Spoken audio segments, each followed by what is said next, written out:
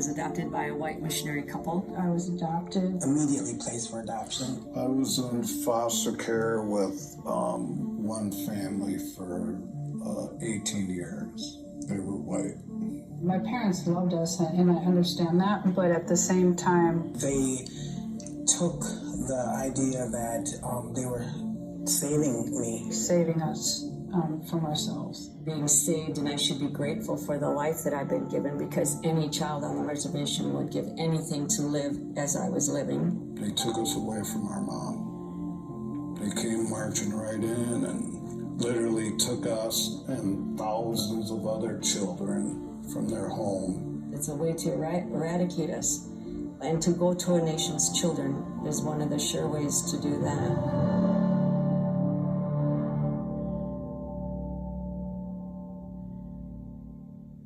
The U.S. has a long and brutal legacy of attempting to eradicate Native Americans.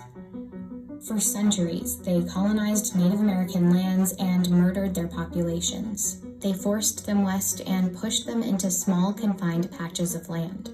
But Native Americans resisted. A Board of Indian Commissioners report said, instead of dying out under the light and contact of civilization, the Indian population is steadily increasing. And that was an obstacle to total American expansion. So the U.S. found a new solution: to absorb and assimilate them. It all started with an experiment and a man named Richard Henry Pratt.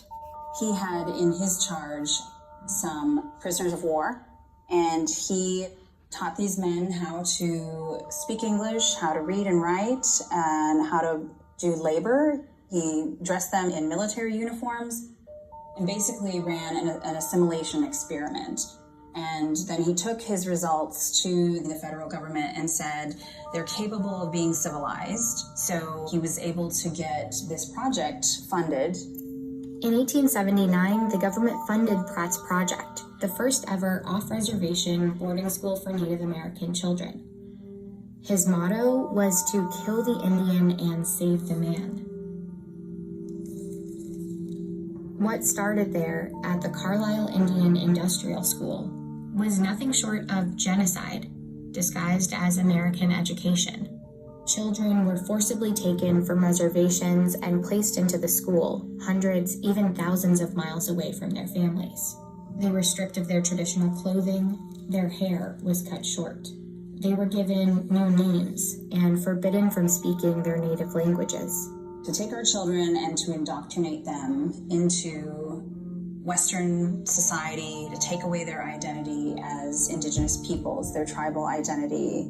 I think it's one of the most effective and insidious ways that the U.S. did do harm to Indigenous peoples here, because it targeted our children, our most vulnerable.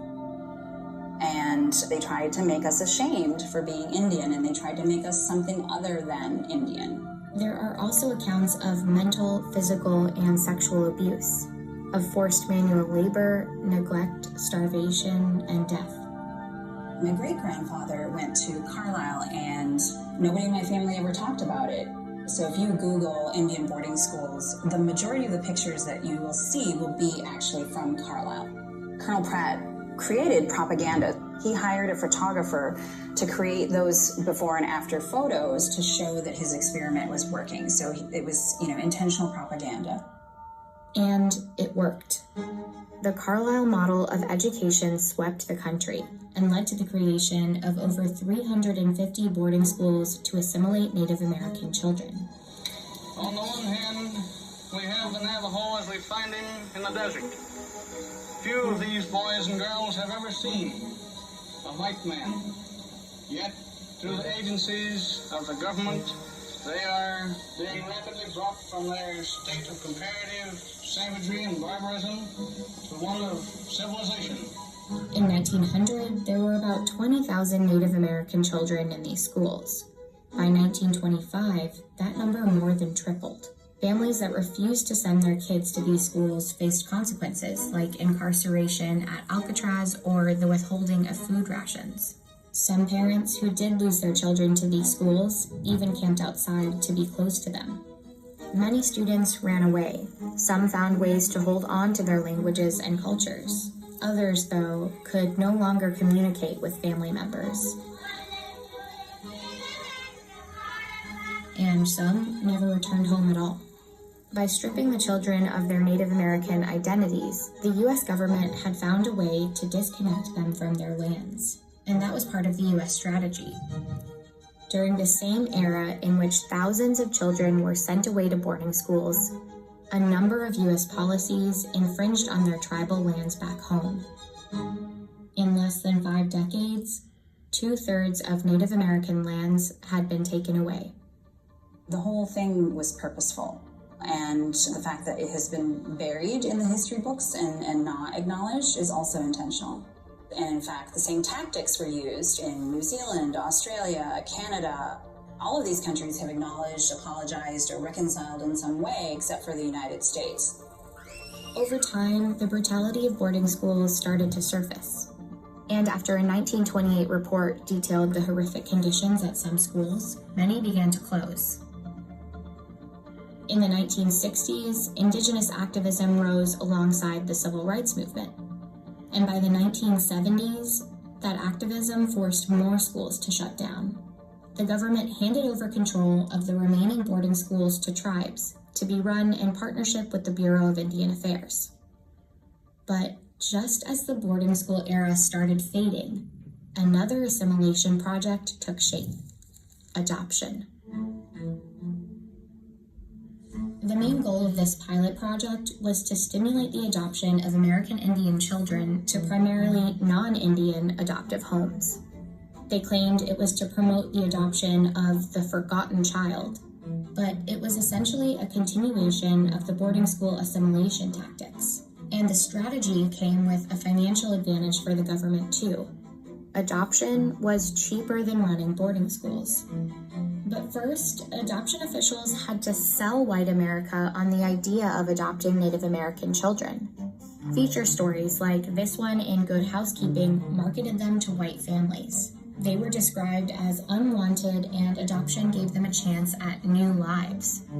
In the end, their media campaign worked. White families wanted Indian adoption. But the problem was, many of these children were not orphans that nobody wanted. They were kids often ripped apart from families that wanted to keep them. You still will hear stories today of people, my age, older, saying, I remember as a child, the social worker was coming and people would hide their children. On reservations, social workers used catch-all phrases like child neglect or unfit parenting as evidence for removal. But their criteria was often questionable. Some accounts described children being taken away for living with too many family members in the same household. An extended family is a big thing for Native people, and that means being judged for being in a house that's overcrowded. So it's always whiteness is the standard for success, and everything else is judged by that standard. By the 1960s, about 1 in 4 Native children were living apart from their families. The official Indian Adoption Project placed 395 Native American children into mostly white homes, but it was just one of many in an era of Native American adoptions. Other state agencies and private religious organizations began increasingly making placements for Native American children too. My mother giving me up was a white person telling her if she didn't, she would never see her other kids again. In one of the documents I have, it's addressed to my biological father, Victor Fox, that he was trying to look us up to get a hold of us. But Hennepin County wrote, Daniel and Douglas are adapting very well in their new family. Just was totally, it was a false statement. When you're adopted, you know you're missing something. I think I've likened it to having when someone has a 500-piece puzzle and they have all the pieces to make this pretty picture except one. My adopted mother was not well, verbally, physically, and sexually, and spiritually abusive. So by the time I was 14, I started drinking. 15, drugs were added, and I became an addict to numb. I didn't realize I was numbing pain. Suicide tried slicing my wrist one time. Children were taken and believed like I believed for a long time that there was something wrong with me versus something wrong with the system. The Indian Adoption Project was considered a success by the people who set it in motion. Officials claimed, generally speaking, we believe the Indian people have accepted the adoption of their children by Caucasian families and have been pleased to learn the protection afforded these children. But the truth was unsettling. These hearings on Indian children's welfare is now in session. I was pregnant with Bobby, and the welfare kept coming over there and asking me if I'd give him up for adoption. Before he was even born? Yeah. They picked up my children and placed them in a foster home. And I think that they were abused in a foster home. 4 years after Native people organized in this Senate hearing, Congress passed the Indian Child Welfare Act, known as ICWA. It gives tribes a place at the table in court. States would be required to provide services to families to prevent removal of an Indian child. And in case removal was necessary, they would have to try to keep the child with extended family or another Native American family. Without our relatives, we cease to exist. So with Native people, part of our wealth is in our family. It's in who we're connected to. But the legacy of family separation in Native communities has been difficult to fully undo. Today, Native American children are 4 times more likely to be placed in foster care than white children, even when their families have similar presenting problems. In these cases, ICWA is often the best legal protection they have, and it's been under attack repeatedly. A young girl ripped from her foster family because of the Indian Children Welfare Act. White adoptive families intent on keeping Native American children have tried to do away with the act, and they're often backed by conservative organizations. The Indian Child Welfare Act was dealt a blow earlier this month. The subject of a lawsuit issued on Tuesday by the Goldwater Institute, arguing that preferences given to American Indian families to adopt Indian children is unconstitutional and discriminates based on race. It's a way for these industries, these very powerful industries, to try to attack what Indian identity is. Wanting to overturn ICWA is connected to everything about who we are as a nation. So if we don't have any protections for our families, and if we don't have protections for our treaties, then we have no more Indians. We've been under attack. We're going to continue to be under attack. And we have to just keep fighting. It's in our DNA to survive. We are nations that pre-exist European contact, and we are still here. I want to start off by giving all praises, honor, and glory to Yahweh, Ba'ashem, Yahushua, Ba'ashem, Ruach HaKadosh, Lai Olam Yom. This is Brother Kazak coming back at you with another edifying video. I want to give double honors to all the elders and apostles of Great Millstone for teaching me this truth and sincerity. We had a lot of information that was brought out in that video, but I just want to get a couple precepts before I wrap it up. This is Deuteronomy chapter 28. In verse 32, it says, "Thy sons and thy daughters shall be given unto another people, and thy eyes shall look and fail with longing for them all the day long, and there shall be no might in thy hand." So this is what's happening to God's chosen people. This is what's happening to the Israelites, right? There's no such thing as an Indian, right? The word Indian means savage. Our people are not savages, right? We are God's chosen people. At one point in time, we had the wisdom, knowledge, and understanding from the law, statutes, and commandments to the point where these nations looked at us as being a wise and understanding people.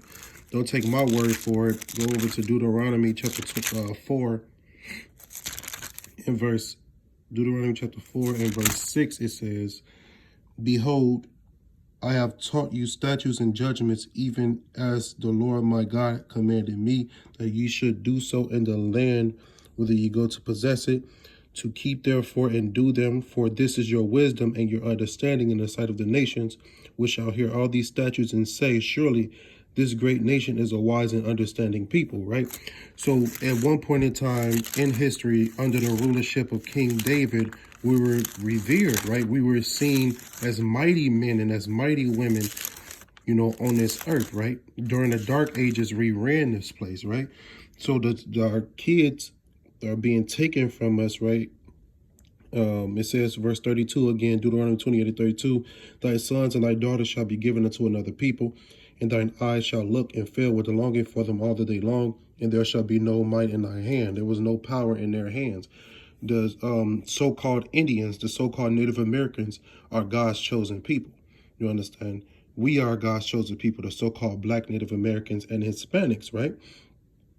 Verse, we can read over here, start at verse 45, it says, moreover, all these curses shall come upon thee, and shall pursue thee, and overtake thee, till thou be destroyed, because thou hearkenest not unto the voice of the Lord thy God, to keep his commandments and his statutes which he commanded thee. Verse 46, and they shall be upon thee for a sign and for a wonder, and upon thy seed forever. So these curses are on the so-called Native Americans for a sign. They supposed to realize what's going on and knowing that their children are being taken from them because we have disobeyed God as a people. Verse 47, it says, because thou servest not the Lord thy God with joyfulness and with gladness of heart for the abundance of all things. Verse 48, therefore shalt thou serve thy enemies, which the Lord shall send against thee in hunger and in thirst and in nakedness and in want of all things. And he shall put a yoke of iron upon thy neck until he have destroyed thee, right?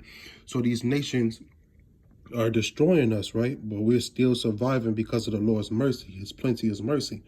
He wants us to be, you know, turn back to him and have the mindset to repent and turn from our ways. That way he will save us from our enemies, right?